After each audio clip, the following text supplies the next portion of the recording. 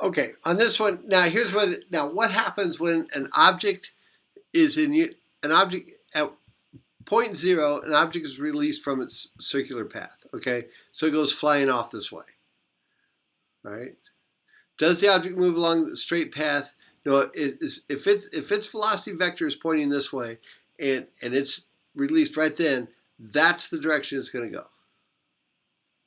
Okay, so it needs a force to hold it in there. Okay, and that force is a centripetal force, or it could be like the tension if you're swinging something over your head. It could be the tension in that rope, in that string. It could be if you're going around a curve, a perfectly circular curve. It will be the static friction on the tires that's keeping you from going flying out this from going straight.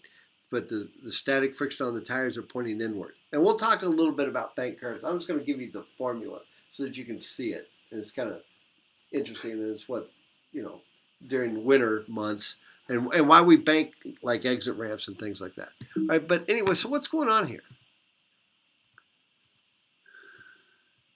How did I get so far? Oh, I got way ahead.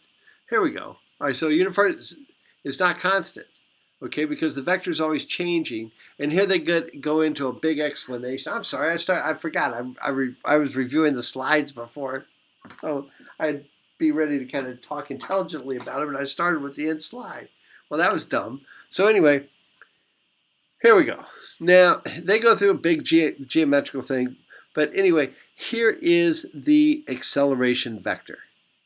And the acceleration vector, the centripetal acceleration vector, is pointing towards the center based on taking the limit of this, all right, change in velocity or change in time, take that limit, and you wind up with v squared over r, okay? So the direction of the centripetal is towards the center of the circle in the same direction as the change in velocity. Notice, change in velocity over time is going this way. If the velocity was going down at one edge and then the velocity is going this way at the other point, the change in velocity would equal this. Okay? Because this plus this is equal to this. Whatever. All right? Okay. So, all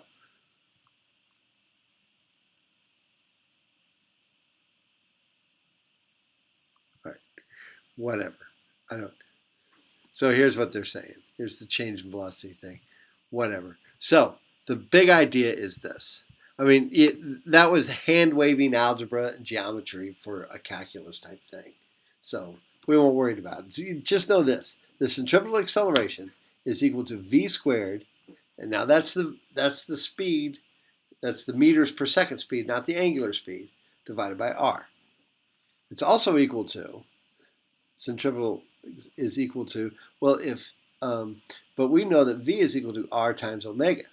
So v squared can be r squared omega squared. So therefore, if I divide this by r,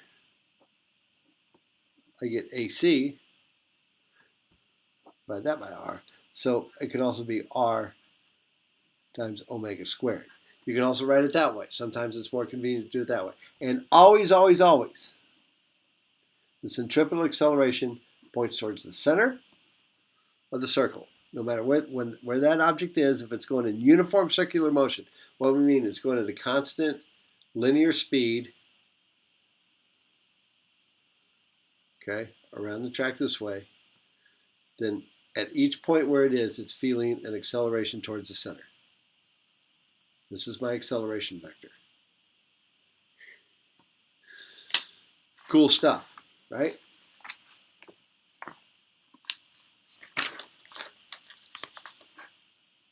Okay. So let's look at their, because they had some nice little problems. So anyway, here's a bobsled track. Contains turns with radii of 33 meters and 24 meters. This guy's hauling down here at 34 meters per second. Now, the tighter the turn, the more acceleration they're going to feel. It's like, ugh. It's pretty intense. Because they're going to go around this circle a lot faster. So the centripetal acceleration is like, express your answer. Do they do it for us? Yeah. So they take 34 meters per second squared divided by 33. It's 35. That's 3.6 Gs.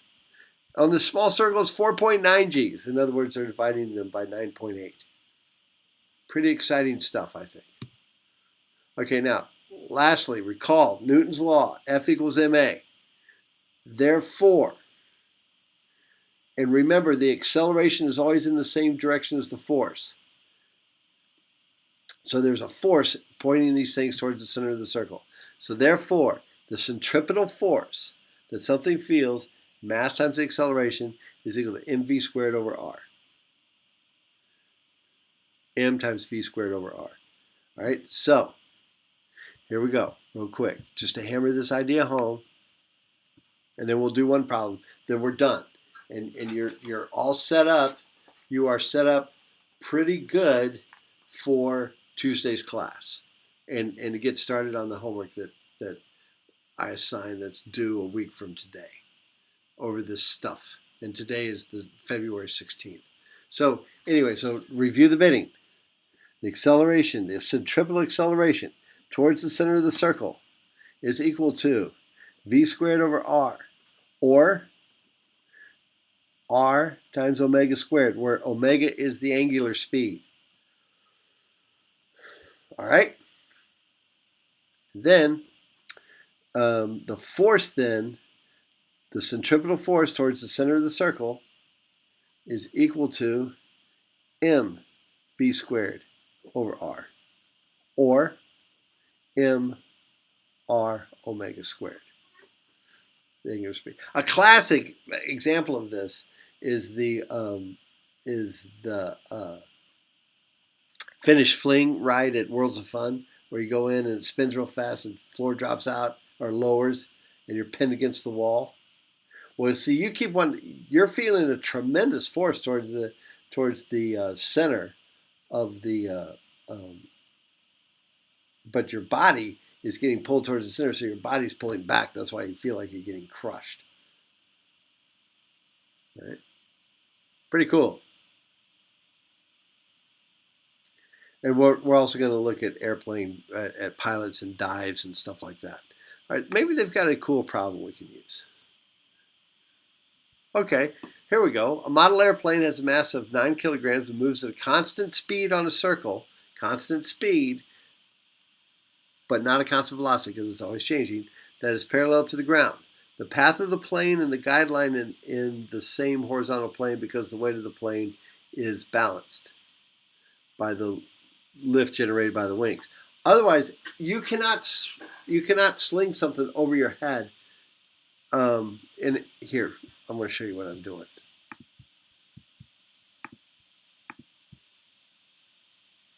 Here's what they're saying here. You can't take something. I think I got it. Of course, when I want to grab my yo-yo right away, I don't see it at all. Oh, here it is. Okay. Hopefully, I won't kill myself by doing it. But I swear to God, I'm going to kill myself. Or not, but there's a tremendous amount of tension in it. One, because it's starting to really hurt. But anyway, I don't know if you can tell, but it is drooping down a little bit from my. It's rotating at a point lower than my wrist. Okay, than where I'm holding it down. Okay. Okay. Anyway, sorry. Here, that's because she's the granddaughter of a Marine. Goddammit. No, sorry. All right. Anyway, let's. There we go. All right. Now this one, they're having it just be completely horizontal. So the tension in the rope, T is equal to mv squared over r. Because why?